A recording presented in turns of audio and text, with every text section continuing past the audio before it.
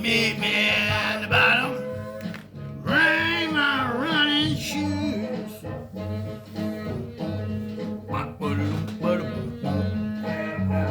me at the bottom.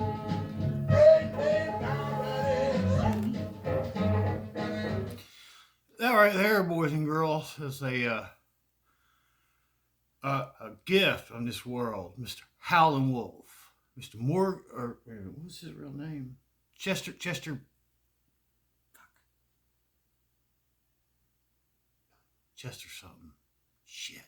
Chester Burn.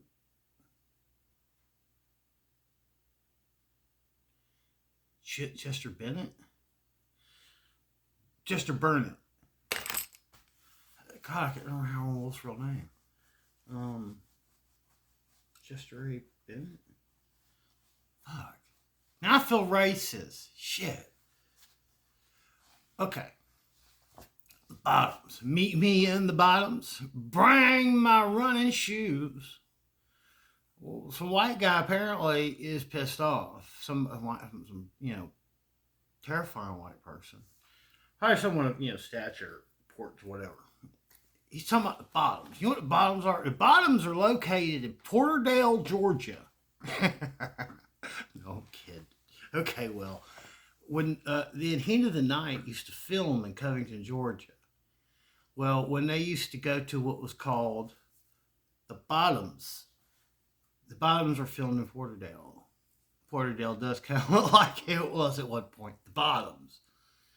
The Bottoms is a slang. It's a southern slang for ghetto, or for where all people who ain't white live. That usually, they usually live in like their own community. That usually everyone there works for the same employer a lot of times, or for a handful. But a lot of places that were quote unquote the bottoms have now become their own communities. They're not. Well, I mean, they are still partly segregated, but not because of force, just because that's just the way it's been. It's taken all, even after this amount of time, it still hasn't completely washed clean of all them kind of issues. But I was checking my thing today, and I realized about 50 people watched my last one I put up. And I was like, well, that's quite a few views for one that doesn't have any music on it. And someone liked it, and I gained back another subscriber. So, hey, apparently, and here's the thing: I created this from nothing. No one. The only person that I knew that had subscribed to my channel was me. I mean, one of my other, accounts. There's like one other account. I think I only have one account as me that subscribed to it. I think maybe two. I think just one. I lose track of how many fucking things I have. And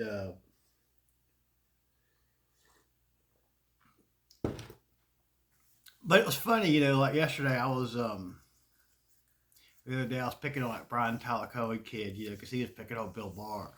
It's like the thing is, I know they mean well. I know that kid means well. He's young. He don't know. You see, if you're too young to know what the reference to the bottoms is, especially if you're from the South, that was especially I think a thing we used in the South because we didn't really have ghettos. I mean, that would be a rural Southern version of a ghetto would have been the bottoms, and they were usually these really, poorly constructed shotgun shack type homes that were built up on usually, here's the thing, they're usually just really simple, wood frame, long, usually not real wide. And what they usually do is they usually make one side, one apartment and another side, another apartment. And they would just have it where and all the rooms are connected, like there's no side by side rooms.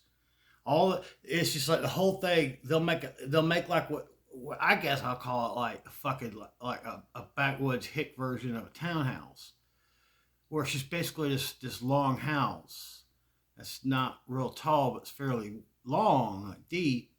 It's not super wide. I mean, it looks wide if that was one home, but when you realize, oh shit, that's broken down into two places, I think each unit's like about 12 feet wide at the most, and then all the rooms kind of like you open up into a living room, and then that opens into a kitchen, and that opens into a bedroom, and then a bathroom and a bath. A lot of times they were just single one bedroom, or some might have been two. But that was the thing about housing around Covington. You could find out that at one point, the way taxes worked on property taxes, they would bill you how many doors you had. They would bill like your property bills, your property tax bills may have a certain designated amount of fees, or a tax you have to pay based on how many doorways you have, or how many doors. See, there's a doorway, or there's an entryway, or there's a door, or an actual door, or they might charge you how many windows you have. Like there's certain different factors, and they'd actually find ways to save a little bit of money, because the house that I lived in on Monticello Street on Highway 36, just outside of downtown Covington. I mean, just outside. I mean, we were literally like, you could walk up downtown in like 20 minutes. So it could have been more than a mile, or 15 minutes really. The thing is, you had to get to Monty's room. You had to go through my room. Yeah. They found the house, and I was really more tagging along with him, so he got to pick the big room, the big nice room. Only problem was you had to go through my room to get to it. But then what we did was we found out there was enough space to add in an extra door, so we just added one in. And we asked the landlord, like, were you okay with that if we added another door? They're like, really? You put in another door for the master bedroom so you don't have to go through the other? That's wonderful. Oh, that lady loved us living there. Or at least Monty living there, because Monty had access to all the tools and shit. We were the crazy motherfuckers that were willing to do it. But the Bottoms, Meet Me in the Bottoms. Howlin' Wolf talked about a lot of really southern things in his music, and this is one of those things that I've always liked the song. It's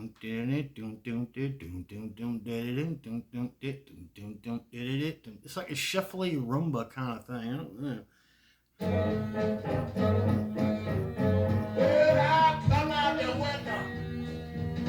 I ain't have no time to lose.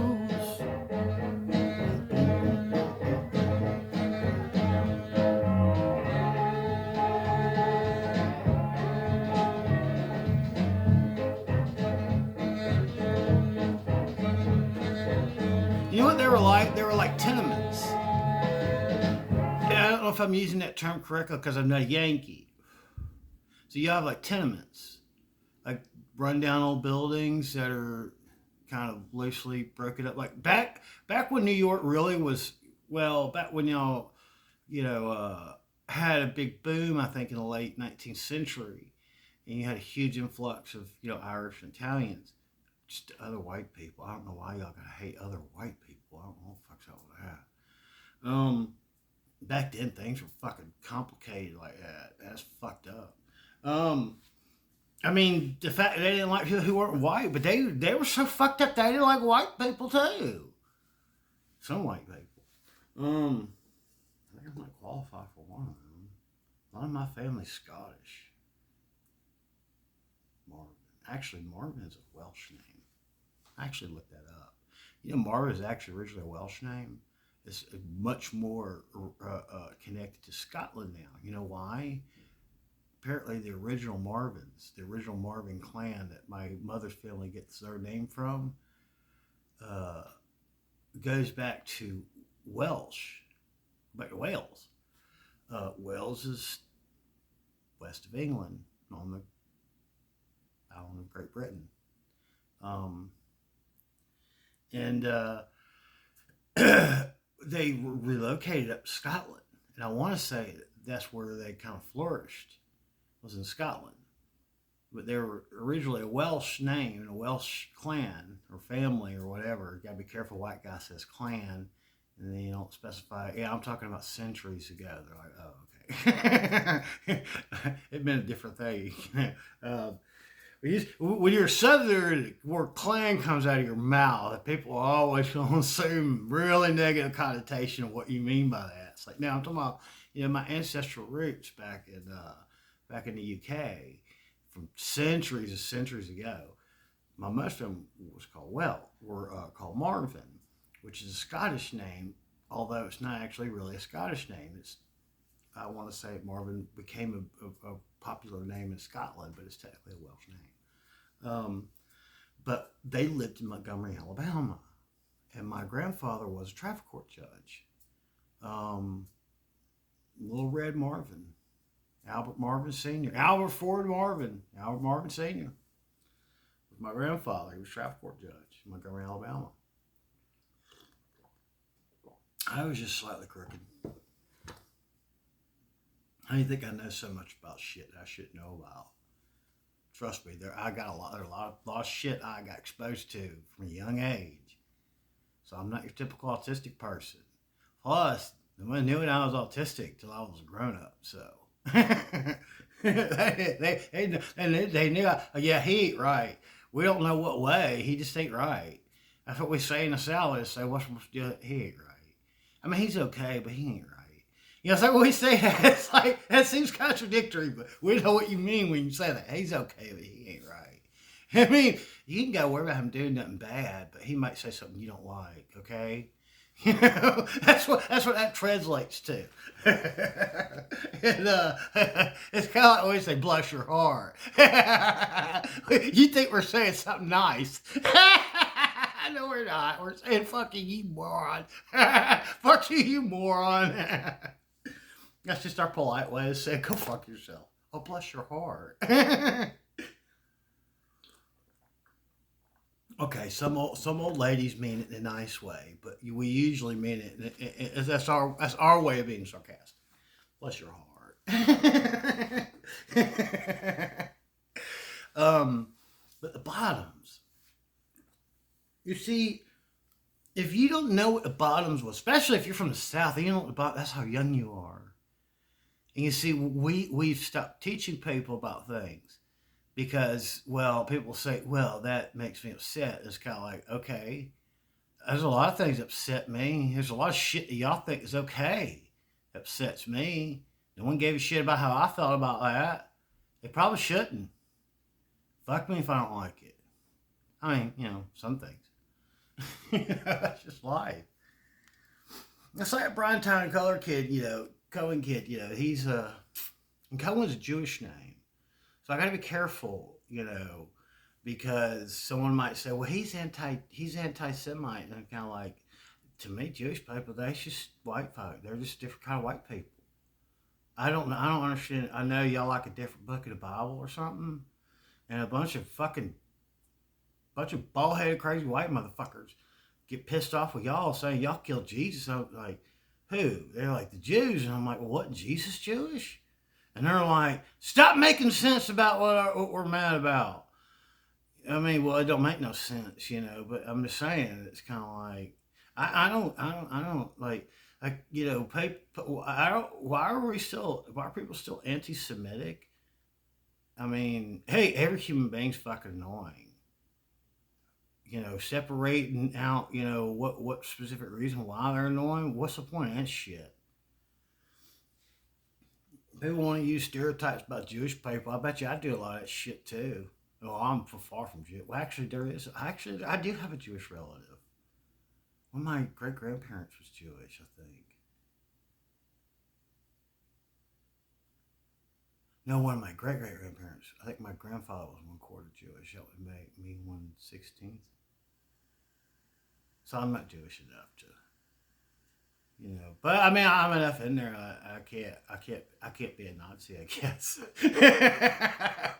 At least not after a self-admittal. Trust me, I'm not looking to join. I like doing my own thing. I mean, not like my own thing, like I do my own thing, my own racist thing. I just don't. I don't want to show that. There's a lot of Jewish people that, and And that's the thing is, I don't know whether it's because I'm autistic or just because I don't, maybe I don't feel like I'm racist or something, or I don't look like I'm not, a bigot or something. Like Al Franken, he's another Jewish guy. I fucking love that guy. Oh, I love him to death. He's one of my favorite people all time, is Al Franken. And it really upset me. We went after our own. We went after our own unfairly, because that's the problem with Democrats. A lot of liberals. I don't say Democrat no more. I'm gonna say liberal. I'm gonna say left. That's why it's like I'm trying to tell Brian Tyler Cohen, it's like, look, kid, don't go after your own. And you know why? Well, maybe you should watch Texas Paul's video on Midas Touch Network. He touches on. Here's the thing. He says what I've been saying for a couple of years now. He says it a lot better than I do. I will say that. He found a way to compact down my long rantings about this shit. Is that these people have been suckered. Don't get the opportunity to go, oh yeah, well fuck you. Oh yeah, look at you, you were wrong. Here's what you do. You guarantee they will never, ever fucking agree with you. You feel big, you feel powerful. Oh, your friends are cheering you on. I thought this wasn't, something to get popular. I thought we were preaching our fucking choir. There's another, well, that's not necessarily a Southern term, but that's something that's more commonly used in the South. Even people like me that don't go to fucking church still understand the concept of that and still use that term. Don't preach your own fucking choir. Don't go after your own. Bill Maher is your own. You do know that, kid. Bill Maher is your own. You're both on the left. There is no third party. There is no third party. Never will be. You know why? Hitler guaranteed that shit. The only reason why Hitler wanted to control Germany was because why? Too many political parties. That's what I'm trying to explain to you, kid. You think that you're going to beat out, what's always been the established middle. That's where everything gets solved, is in the middle. You think you're going to beat out the middle and drag everyone further over to the left. It's not going to happen. Here's the thing. In a lot of ways, I would like that to happen. But I also know this. I also know we can't handle change. As a society, I wish we could. I wish we could be like Scandinavian countries. I wish we could handle change. I wish that we get our shit together better like they have. But here's another thing. Conservatism, far-right conservatism is growing quickly in Europe. I'm not saying that they're justified in why or how or what they, would want to do. What I am saying is that is just a natural order. The more you try to push something into one direction, the more you get, it's the law of, it's the law of physics, whatever. Real talk. Objects that are in motion tend to stay in motion, and each action has an equal but opposite reaction. You have to remember this in this existence that we live in. Everything is a system. Everything is organic. Even if shit's not organic, well, guess what? Organic beings created it. Therefore, in some odd way, it's still oddly organic.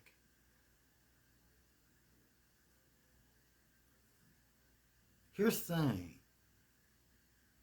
I understand what he's talking about in this song. Do the young kids know? I'll come shrieking by. He's like, motherfucker, I'm worried.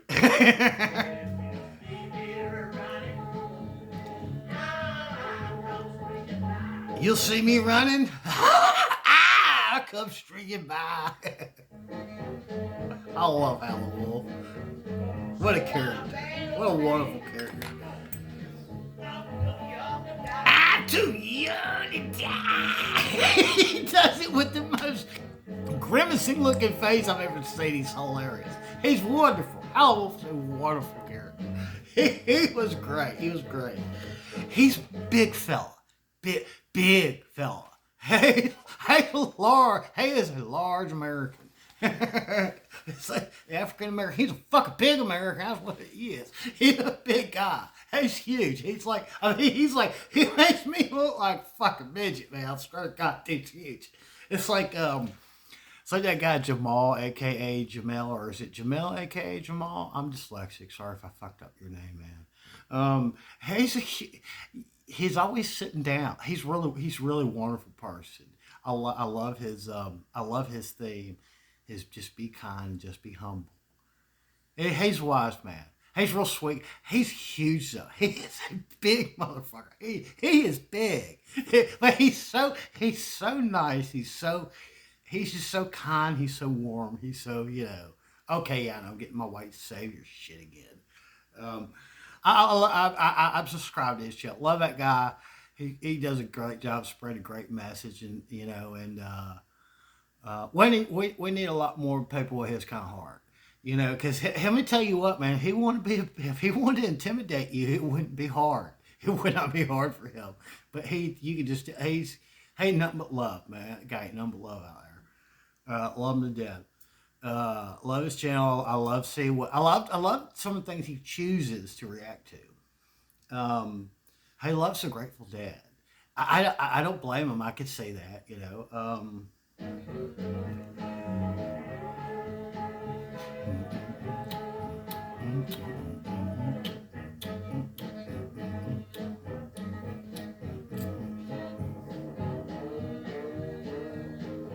But yeah, pretty much the bottoms were rural black ghettos in the South.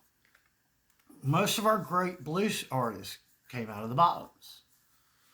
And they built their fame and fortune playing what we call juke joints, which were usually, here's the thing, back then, there really wasn't, the white folks didn't give a fuck what they did in their own little thing. I mean, to one another, or amongst one each other. They didn't really give a shit. They kind of gave them their spot, they gave them the bottoms. And, when they got there, it became the bottoms. I don't mean that in a bad way. And the thing is, so they couldn't go into town to go to the bar or saloon or whatever there. They had to make their own place. And that's when they made juke joints. Juke joints were just another one of shacks somewhere around their community, or they may have, here's the thing, they may have, put one up out in the woods somewhere that if, the local law wants to find it, they'll find it, or at least they know how to get, but it would, to give them some sense of protection, it gives them a buffer, put it out in the woods, because by the time, law can get out there, fuck with them, they're going to know that they're coming and they can all run, and then, yeah, some fucking movie or something. Like some drama that has, some funny things in it, They're trying to sneak up on them, and they already know they're coming, so they're sneaking the fuck out. But a lot of times they just set one up right there in their community, and people who had talent for music back then, that was like the only way. If you're a person if you were not white, especially if you weren't all white, if you was partly white, you got a little bit better. Or if, it would probably be a lot better back then to be partly white or mostly white and part native. They would look past the native thing a lot sooner than they would. If you're talking about, because here's the thing, not everyone was that bad. Not everyone that lived in the South back then was just horribly racist. I'm not saying that if we didn't go back and listen to some of the conversations they had, we wouldn't say they used racist terms, because back then they weren't racist. That was the normal. It became, seen more as being just straight racist. Now, let me give you an interesting story. This could even be a bum story, because it was when I worked at Goodwill Industries in San Diego County. I had this really nice white lady that came in there. Here's the thing, and it was like that whole, oh my God, how can someone say something that sounds so today racist? Well, to anyone from California, it would have especially sounded racist. and yet being nice to someone of color at the same time. And it was just there was this really pretty Eritrean girl. I know I said that wrong. They're near Somalia. It's in Africa. Really pretty girl to work with. Um, and this lady, she's just gorgeous. She had these beautiful, striking eyes. She was a lot of fun. She really was. She had a wonderful personality. Um, and she was young. She was probably 23, 24, something like that. I was like 40. So yeah, a little young for me. Yeah. Um, but I enjoyed the kid. She was a lot of fun. Me and her had a lot of fun together, working together. So I got no complaints. I preferred working with her than a lot of other people, and she just happened to be of African descent. Just happened to be. There's nothing wrong with that. And no matter what you say, well, absolutely. I mean, I miss her. I like working with her. She was a trip. We had a lot of fun. And one of the ladies of one of our regular customers, because one day it just kind of like because come here, I go, where is your friend? I go, who? Wait a minute, which one? She goes, the colored girl. And I'm like, oh shit. At first I was like, and then I was like, oh fuck, holy shit, I heard that in California. And I mean, it was from a white lady, you know. I mean, here's the thing: she'd always been real pleasant before. I don't know whether she just didn't mean to say that, or that's just maybe she's autistic. I don't know, or maybe she just doesn't. She realized, oh shit, yeah, we quit saying it like that. She wasn't that old though. She was maybe in her late 50s, early 60s. So it wasn't like I don't know. I mean, that'd be really early to already have dementia or something or whatever. I was really fucking strange. I was like, holy shit. I would totally expect this in Alabama or Tennessee or Georgia or Carolinas, whatever.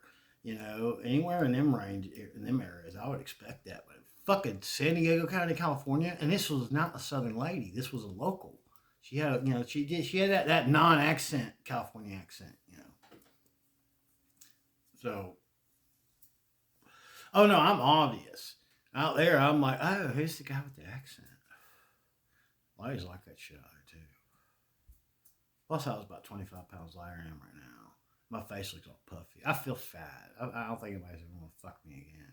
I mean, I just feel that way. What? I got baked in women that shit. Y'all want to be all inclusive? Okay, well now I get to be a bitch. But they don't realize how much things have changed. I think that I was lucky enough that I got to be born during an era that was especially liberal, comparatively speaking, to previous generations.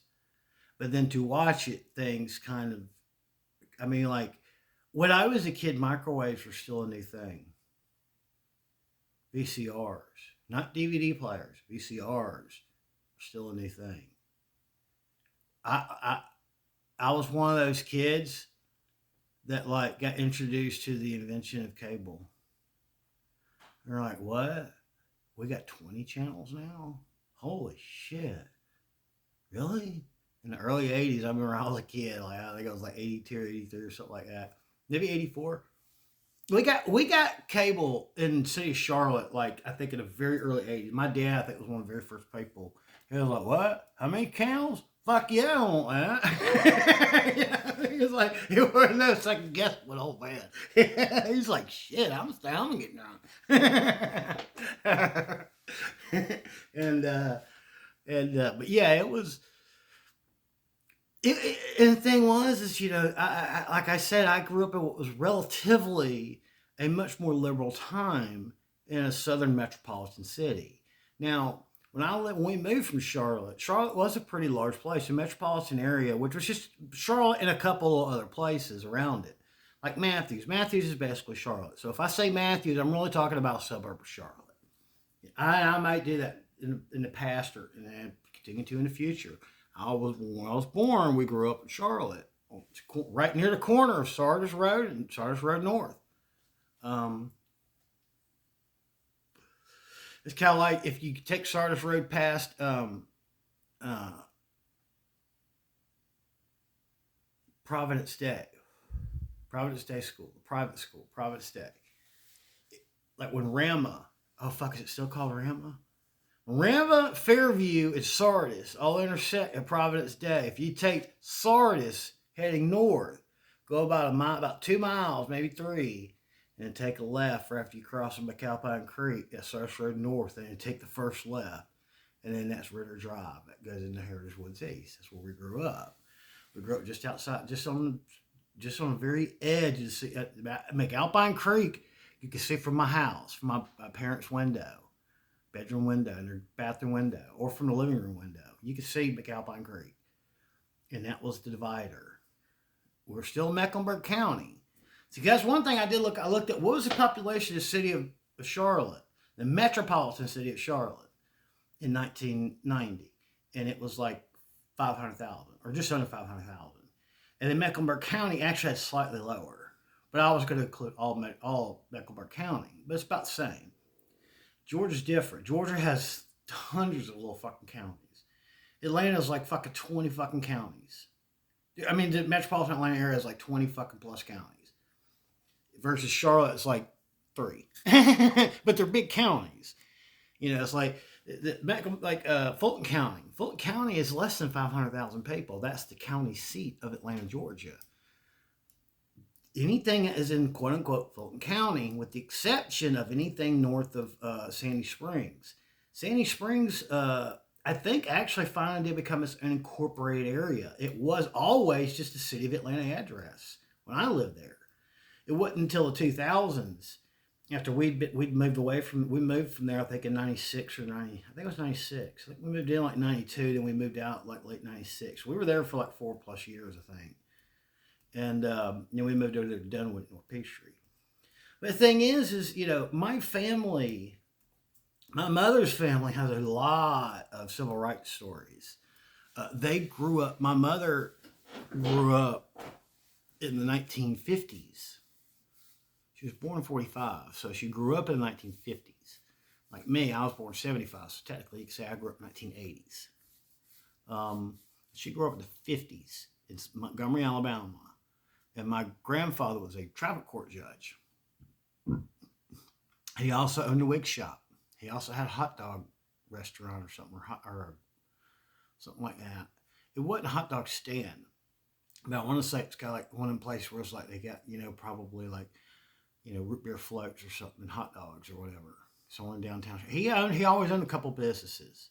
And then what he wound up doing after he had to resign from being an Alabama traffic court judge, he just became a bookkeeper and accountant, and a tax preparer. He started tax preparation business. But that's the thing is they had been juiced into the scene 1940. Well, okay, beginning in the late 1940s was probably by the time they became of some prominence, you know. But through the 50s and 60s. You know, it wasn't until I think the early 1970s that my grandfather, he was a judge up till then. So I want to say sometime in the mid to late 1950s, he became traffic court judge, and he was that until the early 1970s. I think he got in trouble for mishandling state funds. He didn't owe the state no money. He paid them. He paid them. They did like a surprise, you know, quote unquote, audit of his, you know, of his bookkeeping. You know, because that's the thing. You go to court, he collects money for state. You know, now they pay him for, you know, his thing, but he's supposed to collect money for them and send it to them. And well, he may have, you know, borrowed out of something he owed them for a moment. And well, he had to go borrow some money to put it back, you know, and they realized that's what had happened, and then they're like, yeah, we're going to have to ask you to resign. And like, okay. Yeah. So yeah, I'm not ignorant about, you know, corrupt shit in this world. I know people who I fucking come from. I know what they've done. I know what they've gotten away with. I know what they've not gotten away with. Boom, boom, boom. Boom, boom, boom.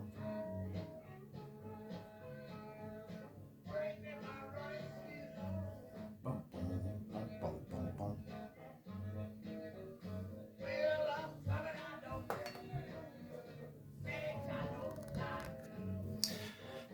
This is one of my favorites from Howlin' Wolf. Howlin' was especially, I don't know, he has a mystique about him. Some of his songs are great. Here's the thing though, a lot of Howlin's big hits, Howlin' didn't actually write. A lot of the biggest hits that come out of Chess Records, one of the most iconic songs come out, were written by a guy named Willie Dixon. Okay, Willie Dixon is the guy who took Muddy Waters from being, a hot popular artist to being a fucking legend, an all-time great, one of all-time fucking greats, Muddy Waters. Some of his biggest songs, though, were written by Willie Dixon.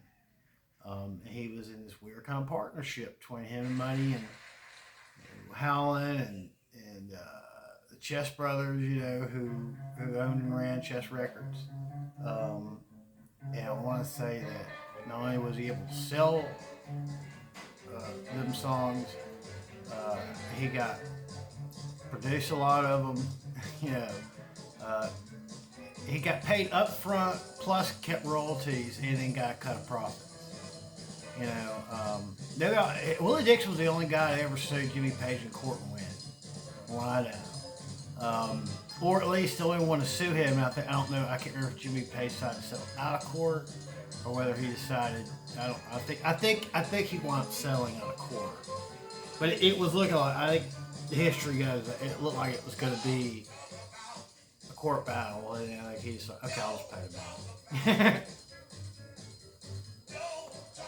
But he is fiercely difficult to sue. What I understand, he's really smart. He's a really smart businessman. But that's the reason why they said that they were shocked that Jimmy Page didn't sue the Beastie Boys for sampling some Led Zeppelin stuff. And he said, well, actually, if they tried to take me to court, it probably wouldn't work because of the fact that it's a take on a popular riff or structure that I borrowed the structure of it from another artist. So technically, that artist can then come sue me if I let that become a precedent, and that artist would then come sue me for me, And the thing is, it's kind of like that's how the great rock and blues rock artists were. They played a lot of old blues songs in a rock style. Modern it up with a rock style. And there's old Hubert. And that's what made blues. That's what led to them being, financially successful later. The ones that were still around by the time we got to the late '60s and into the '70s were finally making money. B.B. King actually had, a top 40 hit. I want to say his only number one song. Is his only number one song or his only top 40 hit? Only top 40 crossover he had, I think, was The Thrill Is Gone. And the reason why it became such a huge hit, I think, was because of the producer decided to put, he decided to put strings, like orchestra strings, behind it. And that's what made it a top 40 hit. It was a fucking straight blues song, and that guy added in some strings, and that's what made it fucking what it was. That's what made it a legendary hit song for him. That's his staple. If anybody knows a B.B. King song, they either know that, or they'll know, How Blue Can You Get?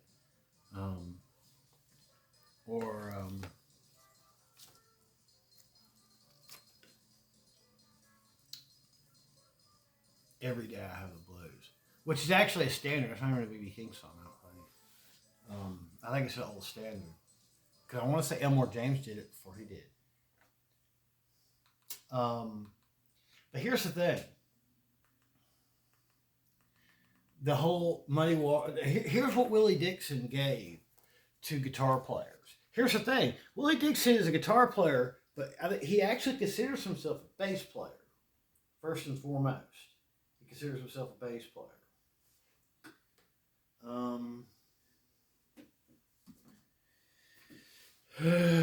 Let's see. What do we want to do here?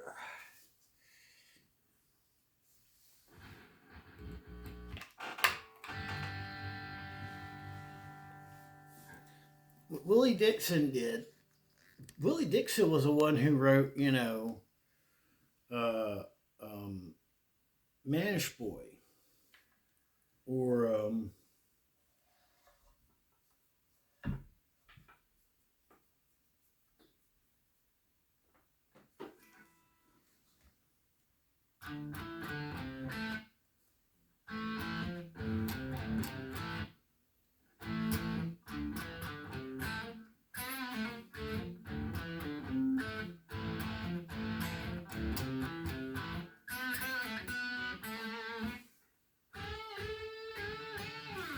and that's kind of what Jimi Hendrix kind of added on to it too. Was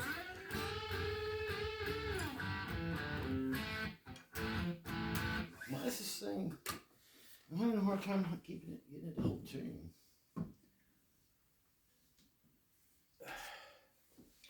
This one's been kind of a lot, especially reliable lately.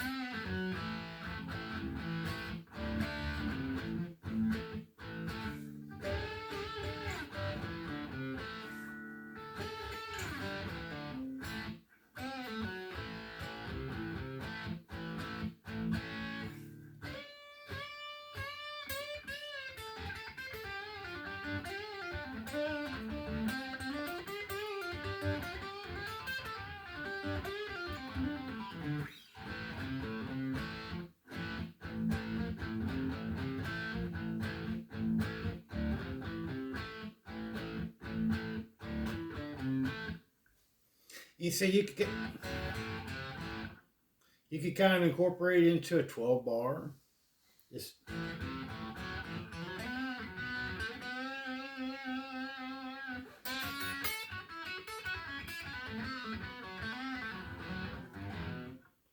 you can just kind of work at, A blues major.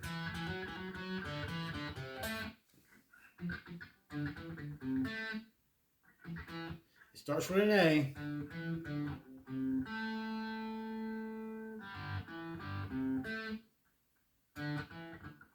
What starts with a D? Ends with an A.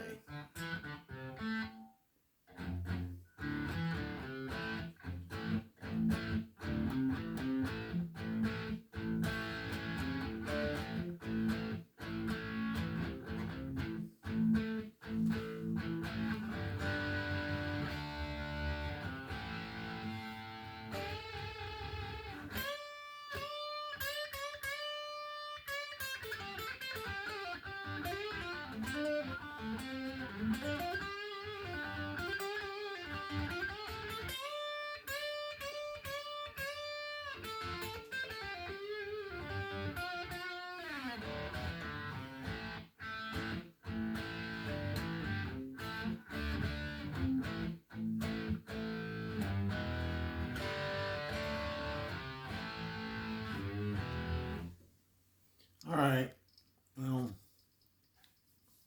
this one's getting long. But, thing is I guess blues music is so, it's a cultural time capsule. And I think that, a lot of people, who had better exposure to it would probably better relate to, the plight of other people a lot better. Um, that's why I say these kids these days, you know, they've been raised kind of in a protective shell in some ways. We've called them a little too much, and they mean well, but they don't know better in some ways. And that's not that they're stupid necessarily. I like to say they're stupid. I'm an asshole. That's what I do. Um, but sometimes it's kind of like, well, you know what? Maybe you need to shake people up, get their attention. We got to teach people how to think again. You know, because that's the thing is I've learned is like, hey, I would love for things to be a lot more to the left, a lot more liberal than they are or they have been. But I also know that trying to do too much too soon, too quick, that creates a reverse effect. You know, and well, I don't know. Try to keep your mojo hand strong. All right.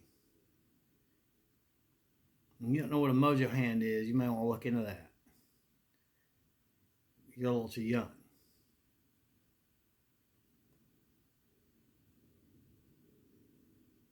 But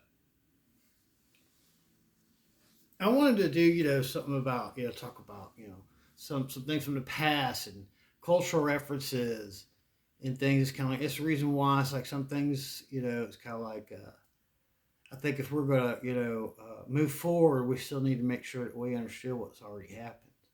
History is extremely important. Conservatives, why do you think it is they want people to go to Christian schools? Why do you think it is Christian schools don't teach history, science? Oh, they replace that with the Bible. Yeah, there's a problem there. I got an issue with that. I don't think it's wise. I think it's a bad idea. But you got to teach people how to think. And I think that's the problem is I think we have a whole generation of folks that have kind of missed out on a really important history or at least presented in the proper way. And they've been inundated with too much nonsense. How to relate. You got to learn how to relate before you could act like well, I relate everyone, man, equally. It's like, no, you don't. That's impossible. You can't do that. I mean, you could all you could try to do is try to do better. And be respectful, be kind, be humble, be decent. I'm bad at the humble part. I'm trying my best. I'm trying to be better. I am kind. Well, okay. Sometimes I'm kind. Okay, I'm working on both of those. That Jamal guy, I like his channel. I like his message. I need to kind of work one of them kind of positive things into it too. That's hard. I'm gonna work on it. All right, bye y'all.